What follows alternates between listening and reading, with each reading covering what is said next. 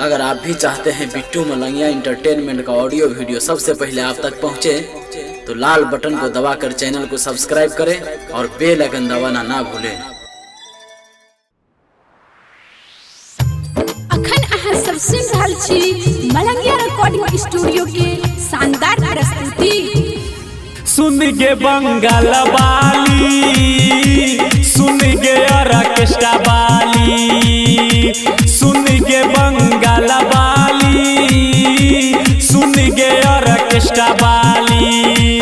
दीपका छौरा मांग छौ चुम्मा तोरा से उधार खाली।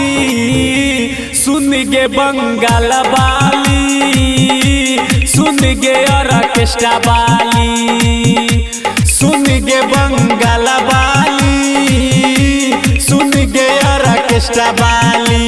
गे सुना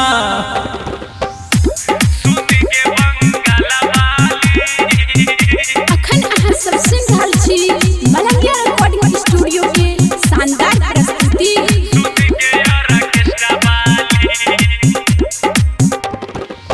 एक रुपया, दू रुपया, तीन रुपया तू गे लिख ले। गे एक रुपया, दू रुपया, तीन रुपया तू गे लिख ले। हैप्पी हैप्पी ले दो चुम्मा हमरा से तू गे सीख ले। सुन गे बंगाल वाली, सुन गे ऑर्केस्ट्रा वाली, सुन गे बंगाल वाली, सुन गे ऑर्केस्ट्रा वाली, सुन गे बंगाल वाली, सुन गे ऑर्केस्ट्रा वाली। रजुआ छौरा मांग छौ चुम्मा तोरा से उधार खाली। सुन गे बंगाल वाली, सुन गे ऑर्केस्ट्रा वाली।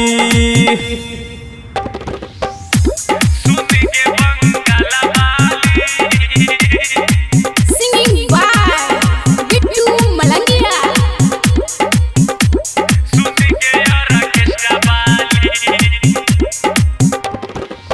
तोरा देख के छौरी करई छौ सब छोरा सब हल्ला गे।